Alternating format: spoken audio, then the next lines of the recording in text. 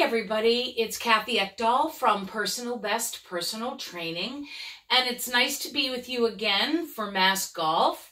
I really appreciate the opportunity to be able to talk to you guys. As always, anything I show you, you might want to check with your physician before trying any new exercise, just in case you have a contraindication to anything I'm showing you. But also remember, you can always email me, and that's Kathy at personalbestpersonaltraining.com if you have any specific questions about my exercises or about your fitness. So today I want to talk about hip flexors, and I'm going to be writing a blog called Hip Flexor Hell, because I find that the hip flexor muscle groups are a big problem for lots of my clients, and especially for people who sit a lot for work or driving. So what does that have to do with golf? Well, let me show you. So our hip flexors are muscles that are located right here in the front of the hips. And the hip flexors do this. They lift our knees up. Now, unless you're in a marching band, I know you're not doing a lot of marching, but these muscles can get very, very tight from sitting. So when I sit here at my desk, these muscles have shortened. And if you spend 2, 3, 4, 5 hours sitting and you spend additional time driving, these muscles get so tight that when you stand up, you can barely stand up. You'll feel like you're bent over. So there's a big problem with that, because when these muscles get tight here, what they actually also do is they pull our pelvis forward. But the big part that's a problem for golf is when these are tight and our pelvis is tilted forward, we can't get into a pelvic tilt. And this motion, with my bum tucked under and my abs tight, is the position we need to have at ball strike. So if you can't have tucked hips, abs contracted at ball strike, you're striking the ball with your bum out.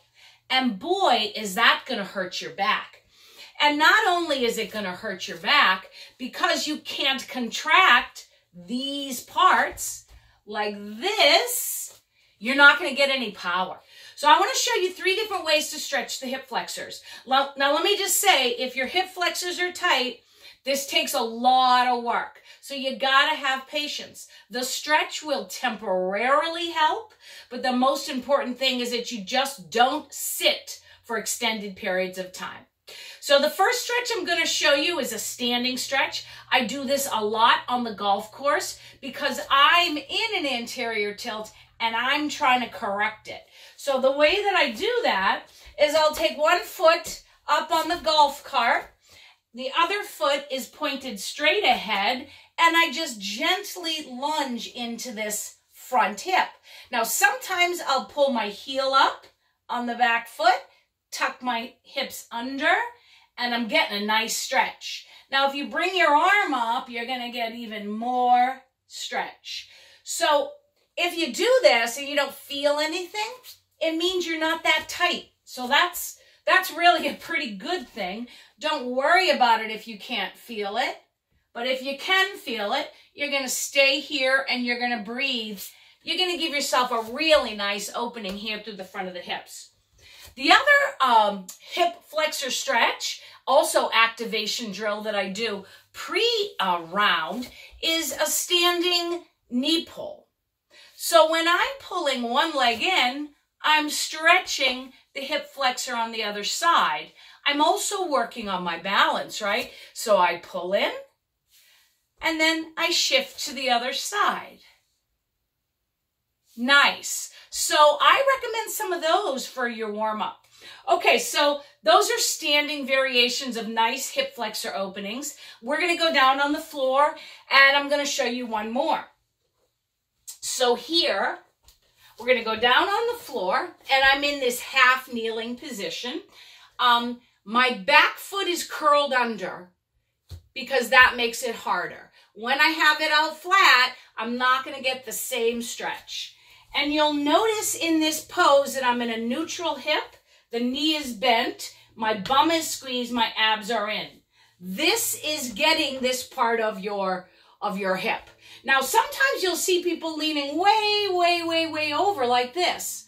I mean, the problem with that is now I'm in an arched back. Now my pelvis is tilted forward and I'm not stretching my hip flexor. But if I come up and I tuck and I hold, I am getting a giant stretch here. And then sometimes I'll bring my arm up and I'll hold this because the hip flexor, some of the hip flexors come all the way up into your torso. So those are wonderful stretches for your hip flexor. Whether you do it standing as a balance drill or half kneeling like this, you're going to get a really big release of your hip flexors. You know, the other thing just to touch on briefly is that, as I mentioned, when your hip flexors are tight, your glutes can't contract and produce a pelvic tilt. So in addition to stretching your hip flexors, you have to do some bridging to then hold that new stretch. Stretching alone will go right back. The elastic properties of the muscle go right back.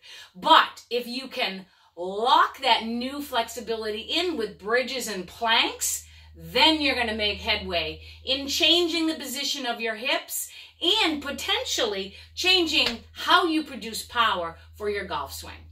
So that's a real big one, very important. And even though women tend to be more flexible than men, a lot of people from sitting get that tightness there. So give that a shot, see how it goes. You know, we're getting closer to golf season, and my next video, I'm going to show you some med ball drills and some kettlebell swinging that I think will really help you to understand how to create power for golf.